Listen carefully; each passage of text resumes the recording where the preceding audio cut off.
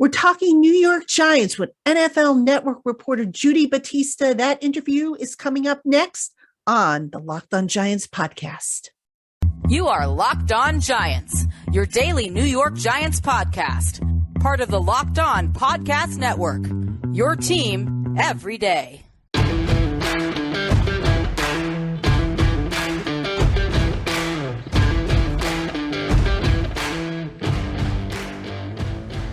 Hello, New York Giant fans, and welcome to another edition of the Locked On Giants podcast, part of the Locked On podcast family, your team every day. My name is Patricia Traina. Happy to have you with us. Thank you for making us your first listen of the day, or if watching on YouTube, your first watch of the day. And as promised, I am joined by NFL Network reporter Judy Battista, who prior to joining the NFL Network was on the Giants beat. So someone whose work I always admired. I was glad to get to know when she was part of the New York Times. Judy joins us to talk New York Giants. You can follow her on Twitter at Judy Battista, Battista.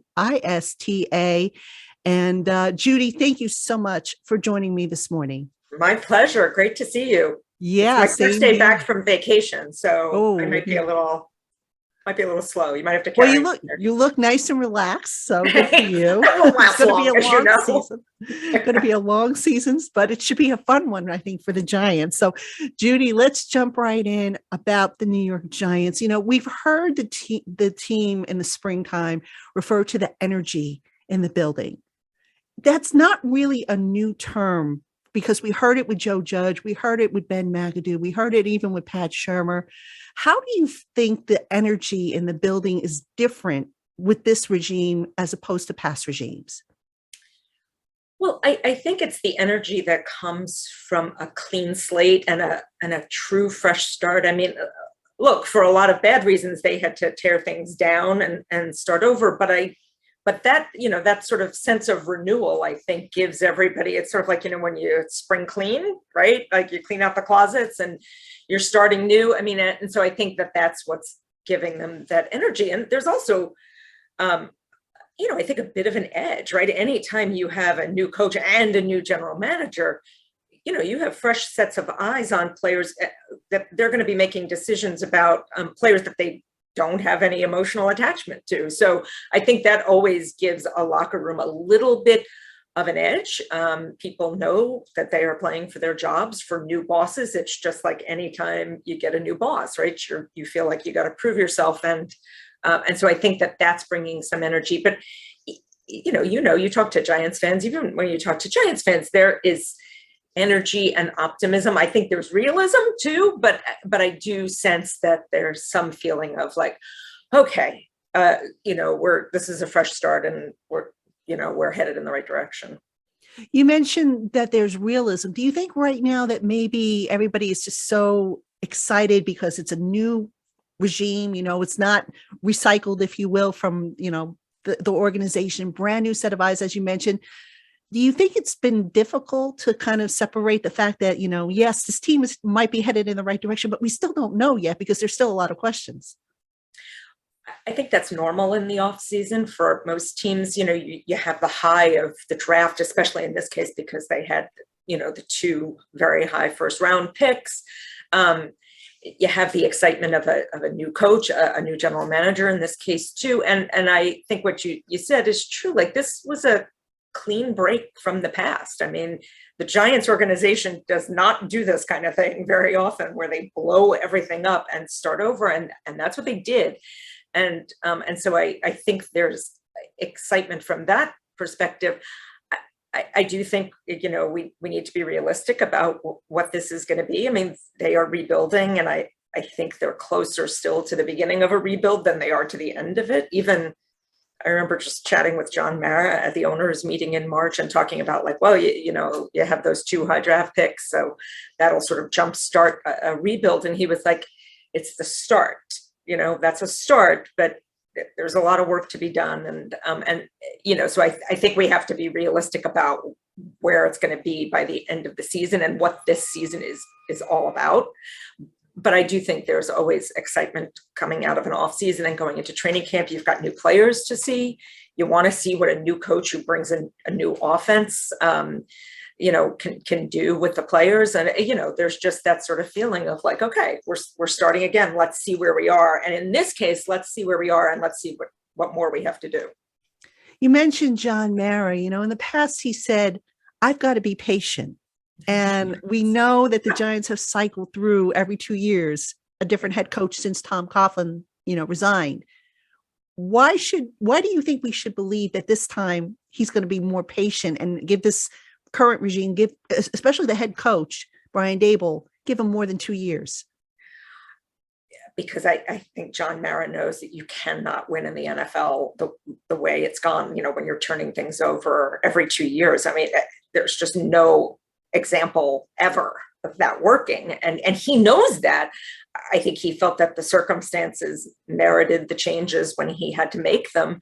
But I think it has pained him to make these changes. I mean, you've seen it. I mean, he agonizes over this kind of stuff. And it hurts him that the team has not been good. And he's been pretty candid about he's obviously misjudged things too and made mistakes in hiring.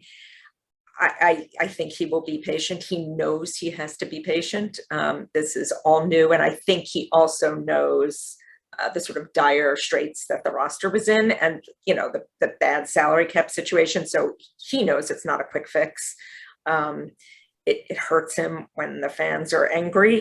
He's still as old school like his father. He still reads the fan mail and it's been bad. And he knows that. He actually, in that same conversation in March, said to me, like, well, the good news is the fan mail hasn't been quite as bad since they hired Daboll and Shane. So that was, they're not cursing him or, calling for John Mara's head. So, I think he will be patient because I think he knows that's the only way you can win in the NFL is to build, especially when you're coming, when you're coming through a rebuild. Yeah. And it does take patience. I mean, but, to ask the fan base who has endured like literally a decade of bad football to be patient might be a tall ask. It's bizarre to me because that last Super Bowl still is very fresh. Those two Super Bowls are still so fresh in my mind because they were, especially in 2007, it felt like such a surprise.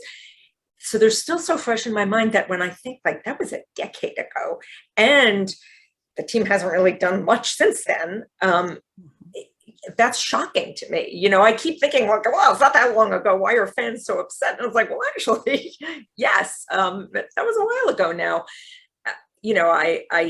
It's a tough ask for the fans, but I do think Giants fans get that this was a tough situation, that the salary cap, the new regime had their hands tied, especially in free agency.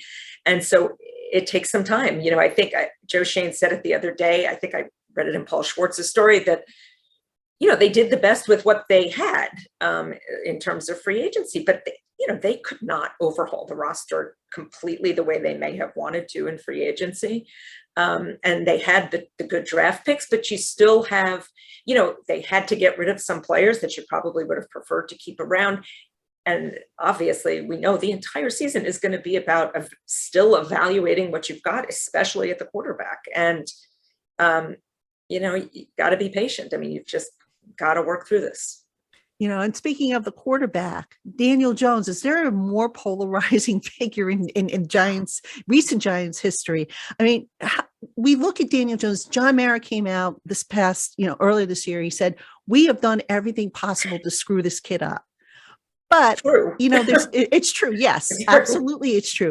But to a degree, some of it's also on Daniel, the mistakes, the turnovers, the not trusting his eyes, just observations that I've made on him. What does Daniel Jones need to do? And I get this question a lot with stats. I don't know if stats can measure it, but what does he need to do to quiet his critics, show that he is indeed a franchise quarterback? Well, you mentioned one thing. I mean, the turnovers have to stop. I mean, they just have to stop. You cannot be a successful quarterback, no matter what you've got around you, if you're turning the ball over as much as he has. He's polarizing. He presents as exactly what you would want in a franchise quarterback, right? He conducts himself well, even as much bad stuff as has happened with the Giants in the last few years. Like he has really stood up there and taken it and been gracious. And so he's everything you want in a franchise quarterback, except we haven't seen that level of play yet. And, this is the year, right? He's got to do it. I agree with John Mara. They did everything they possibly could to screw this up. They've turned over the quarterback, the quarterback's coach, the offensive coordinators, the head coaches. He must have a million voices in his head. I can only imagine. The caliber of player, certainly on the offensive line in particular, was not where it needed to be. They've made some improvements there this year, and I'm sort of curious to see how fast that can come together and help him.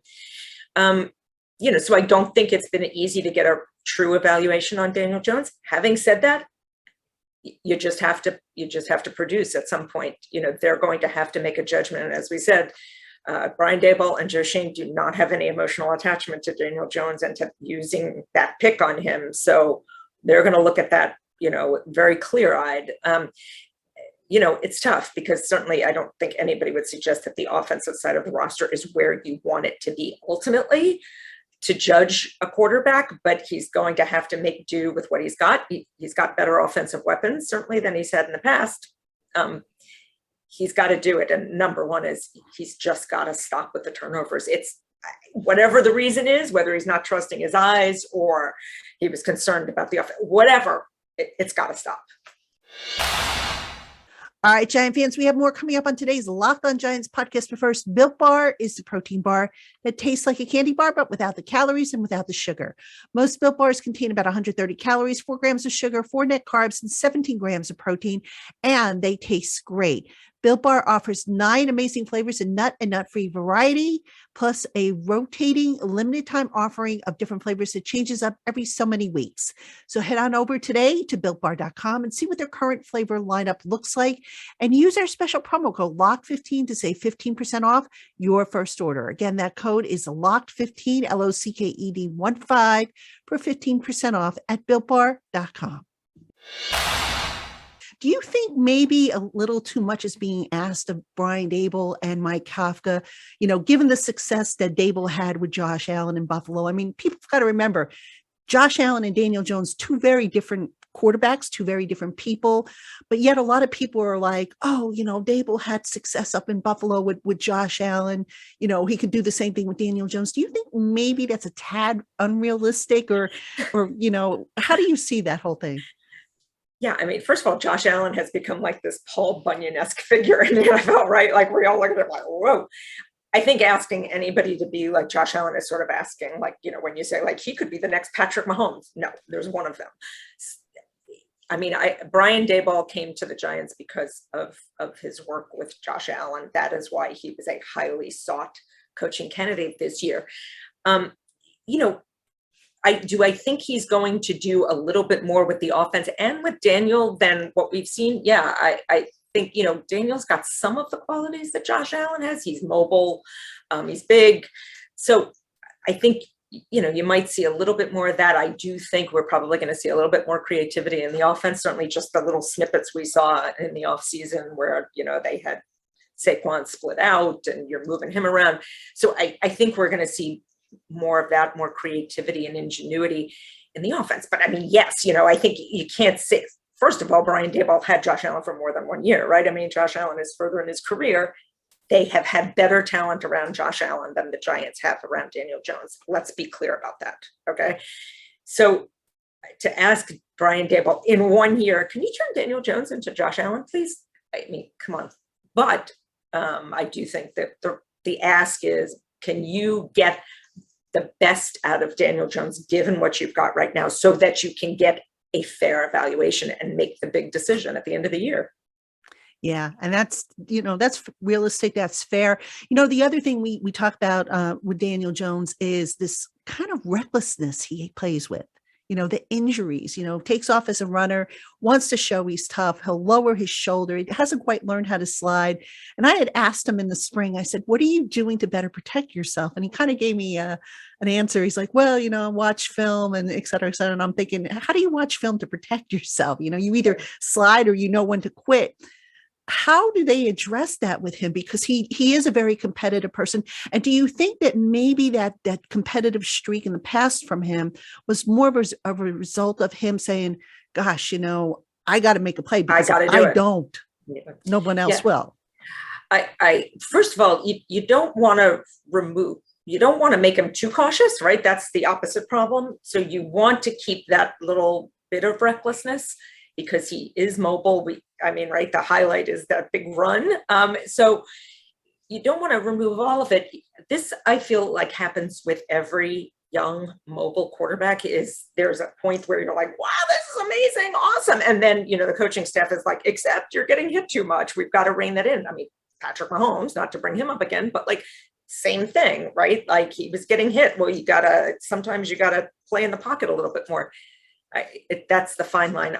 I agree with what you said. If you could get inside of Daniel Jones's head and give him truth serum, I think he probably has had a little bit of that daring do, in part because he knew there wasn't much around him. And so if he was going to have to make the play if anything was going to happen. And so I think that probably fed into it. And the fact that he's got better weapons around him now and better protection, hopefully from the offensive line, might help that just naturally. Now, speaking of another polarizing figure, Saquon Barkley continues to divide the fan base. Some people say the Giants made a mistake taking him number 2 overall in 2018. Some people think, the injuries, robbed him. Probably the truth lies somewhere in the middle, as I like to say. But, given that running back values have kind of decreased over the years, you don't see very many running backs taken high in the draft. But that being said, Saquon's a unique talent. I know he's had the injuries. He hasn't had, he hasn't looked like himself. His confidence, he admitted, and his confidence took a little bit of a beating. That said, what does Saquon need to do to continue with the Giants? Well, he needs to be the Saquon that we saw early, right? And I don't think any of us know if that's still possible. He said himself, that he feels more confident on the knee. And I thought that was an interesting window into what he must have been feeling like before when he didn't have confidence in the knee. I as we said before, I certainly think the offense and Daboll's creativity will help Saquon here. I think they're going to use him more than just, like a battering ram. I think we're past the question of, was that a good use of such a high pick? It doesn't matter anymore. He's on the roster and you've got to try to get the best out of him. What do you want from him? No, you want an early Saquon, right, before the injuries. But I think big picture on the Giants, like we've got to accept that this is an evaluation year. And now that doesn't mean that anybody wants them to win only 2 games. They certainly want to win games, but this year is all about evaluating what you have and seeing do you need to get a franchise quarterback? What are you doing with Saquon? What other pieces do you have? What do you feel good about? And I think we have to keep that in mind as you look at training camp and then going into the regular season. Is all of this is about figuring out what you need and what you have that you still want to hold on to. And it goes beyond just Daniel and Saquon. This is big picture. This is a rebuild. And again, I think we're closer to the start of the rebuild than we are to the end of it. So this is all about evaluation. And, and will Saquon be with the team? I don't know. It's such a strange circumstance that you have this total regime change and they have 1 year to evaluate the quarterback and the most important draft pick of the last however many years at the same time, at a time when, there are so many other needs. It's a very tough situation for those players. It's a tough situation for the brain trust. It definitely is. And of course, money comes into factor too, because you can't be paying Saquon Barkley, I don't think at any rate, like the top highest paid running back, not when you have Andrew Thomas's, extension coming up. You're going to have Xavier McKinney's coming up and some other guys too. Plus you're going to need to add some additional players. And then you also look at, how in the past, Brian Daboll in Buffalo has utilized running backs. Granted, he's never had a guy like Saquon in Buffalo, but it's really tricky. And we've seen Todd Gurley, we've seen Christian McCaffrey down in Carolina. They've gotten big deals. And what do the 2 teams have to show for it? Well, not to go back to was that a good use of the pick to take a running back, but that's precisely why there's a question in today's NFL about whether you take a running back that high. It's because, look, the New Orleans Saints, I think, are probably the primary example of like, you can get a running back later, like Alvin Kamara, who is explosive and dynamic and like this incredible cog in your offense. You don't have to use a high first round pick on somebody like that. And so you also don't have to pay them at the top of the market like that. You can interchange parts, which is not to say that Saquon is not, he's polarizing in terms of his, the draft position, but everybody loves Saquon. Like there's nobody, I don't think there was anybody in the NFL who is not rooting for him to get back to what he was, because, when he was in college in those first few years, he is such a dynamic, like spellbinding player. You can't take your eyes off him when he's right. And so I think everybody wants him to be right. Everybody wants him to make this a really difficult decision for the Giants about what to do. But that's exactly what we've seen in the last few years. The injuries taking a toll is exactly why you do not see teams using high first round picks on running backs. All right, Giant fans, we have more coming up on today's Locked On Giants podcast. But first, BetOnline is the only place that offers the best information on the latest odds, contests, and player props for all your sports betting needs. No matter what sport you're into, BetOnline.net has you covered. Plus, they offer everything you need to know for live betting and your favorite Vegas casino games. So head on over to BetOnline.net today to learn more about the trends and the action. BetOnline, where the game starts. All right, I want to ask you about the defensive side of the ball, because this is a very interesting turn that they have taken.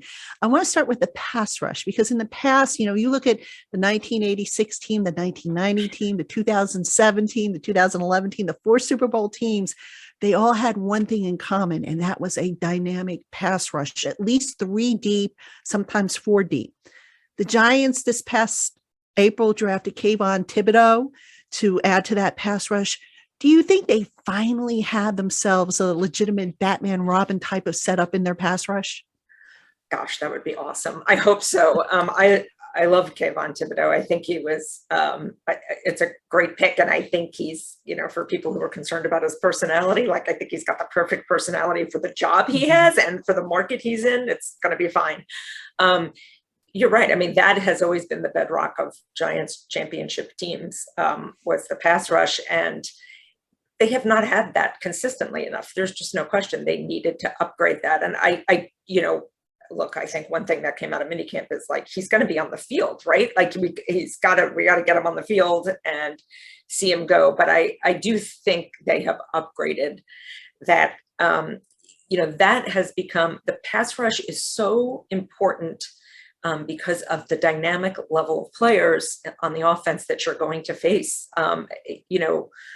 The NFC East, we can talk about where the NFC East is, but when you look at the league in general, the firepower that you face on offenses, I mean, you've got to be able to get to those quarterbacks, or you have no shot, especially when you just had to get rid of James Bradbury, right? So the back end of your defenses, there's some question marks there. You better at least be able to get into the face of the quarterback. So I do think they've taken a step there to improve that. I mean, I'm certainly not going to sit here and tell you that we're at the, Michael Strahan, Justin Tuck years yet, but I think it's the step in the right direction. You mentioned James Bradbury, and that's what I was going to ask you about next, actually. I mean, the Giants had to part with him because of salary cap issues. They couldn't work something out. The Giants playing in division with some pretty lethal receivers. You look at what Dallas has with CD Lamb. You look over in Philly. They just acquired A.J. Brown to go with Smith. You look at Washington with McLaurin. That move kind of makes me nervous. Yeah, it's tough. I mean, you would prefer to have James Bradbury than not to have him, no question about it. But that's what we were talking about. They did the best with the situation they had. I mean, they were dealt a tough hand in terms of the salary cap situation. They had to do it. It's tough, and the fact that there was no ready replacement is obviously distressing. They're going to have to figure it out in training camp. And again, that is why the pass rush is going to be, it's going to be so important for that pass rush to come together. I mean, it's tough. We've seen the league, the cornerbacks are more important than ever because of how many great receivers there are in the league and how championship level teams accumulate receivers. It's tough. You'd prefer to have James Bradbury, but that's the hand they were dealt. So here we are. Yeah, it's very unfortunate. But I mean, do you think when you look at the collection of cornerbacks they drafted Cordell Flott, they have some, Aaron Robinson, second year, who we kind of saw a little bit of last year. He missed most of it because of that injury. Do you think they can get by with what they have at cornerback, or do you anticipate maybe they might add somebody once cuts start happening? Well, I think Joe Shane is probably going to be looking around. I loved his quote from the other day where he said he's probably going to have a nerve-wracking training camp. I'm sure anytime you're running a team for the first time, it's probably nerve-wracking, but certainly when you know that you still have holes on your roster, it's probably more nerve-wracking. I am certain he will be looking around and seeing what comes loose when there are cuts, because certainly there are places where you could upgrade this roster, and that's one of them if somebody fell into your lap.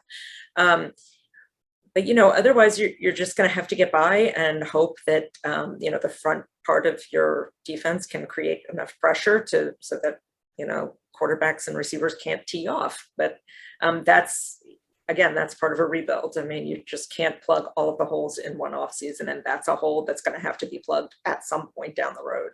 Yeah, exactly. So offensive line, cornerback, quarterback, running back, receiver. We can even throw receiver in there, maybe even the tight ends because they're brand new. Where's the biggest concern you feel on this team? Wow. I guess the bigger concern, not just the position, is the big picture is, can this come together to be a functioning offense and a functioning defense? Because there's been a lot of moving parts, and they had to get rid of players, and they brought new players in.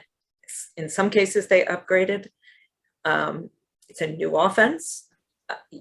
I think my question is, how fast can it all come together? And can it be productive at the same time as you're evaluating? Again, nobody wants to win only 4 games. You want them to win games, but the bottom line on this season has to be getting a read on the future and what you need for the future. And so that's my big question: is can with all of the changes that you've made, can this group come together and be productive while you're still thinking for the future? And then final question for you, Judy. You look at the state of the NFC East, it wasn't what it was back in the 80s, the 90s, at times I've been calling it the NFC least because, just the quality of play has gone downhill for whatever the reason. That being said, is it realistic in your opinion that maybe the Giants, with a little bit of luck, if they stay healthy, if everything comes together, could they maybe push for a playoff spot, you think, or is that asking a lot of this roster? I think that may be asking a lot. I think the Cowboys and the Eagles are clearly better, have better rosters right now. And assuming everybody, you're assuming that everybody can stay healthy. But those are the two teams that I think have the best chance. And even the Cowboys, I think, have lost some players and have maybe taken a little bit step back on roster caliber. I think the Eagles are improved. So I'd be surprised if the Giants can push for a playoff spot this year. I think this is all about the future and about evaluating. I do think the NFC East, which has been, you're right, some of the last few years have just been abominable. I mean, you're just like, my God, you don't even need a winning record to win the division. The NFC East, what happened? But I do think the Eagles are improved, and and Dallas ran roughshod last year. They blew it in the playoffs, but the regular season they were rolling. So I think those are the two teams that have the chance to come out of the division, and because we don't think too much of the caliber of the division, you've got to assume that the wild cards will come out of other divisions, particularly the NFC West, which is just loaded. Yeah, absolutely. Going to be an interesting season for the New York Giants. It's going to be an Yes. exciting one. Like we said, new energy in the building. We'll see how it comes together. Hopefully they get this injury bug under Yes. control because That's that a has huge wrecked this piece. team. It's a Yes, huge, absolutely. huge piece. Yes, has wrecked the team. The Giants amongst the most injured teams in the NFL. Hopefully, Brian Daboll brings some of that luck that they had up in Buffalo, where they were the least injured team, down to East Rutherford. But Judy, thank you so much. I can't thank you enough for coming on with me this morning. It was great catching up with you. I know I'm going to probably see you at training You will camp. see me in a few days out there. Yeah, absolutely. Definitely. The Giants get started on the 26th, first practice the 27th, first padded practice, I believe, is going to be August 1st. So, folks, make sure you follow her on Twitter, at Judy Battista, Battista. And don't forget to check out the NFL Network's Inside Training Camp coverage, which starts July 25th, runs through August 10th, 10 a.m. every day, wall-to-wall football for I can't wait. If I wasn't at It's going to camp, be I'd hot. That's all I can. it's going to be hot. But you know what? There's so much to talk about in the NFL, around the league, and you guys do a great job. And it's always a pleasure to have somebody from the NFL Network come on, and especially a familiar face like yourself. Well, thanks for having me, and I'll see you out in East Rutherford in a few days. Absolutely. All right, Giant fans, that's going to do it for us here on the LockedOn Giants podcast. Again, thank you for making us your first listen of the day, or if watching on YouTube, your first watch of the day. Make sure you keep it here all week long and in the coming days as well, as we bring you wall-to-wall New York Giants coverage of their training camp.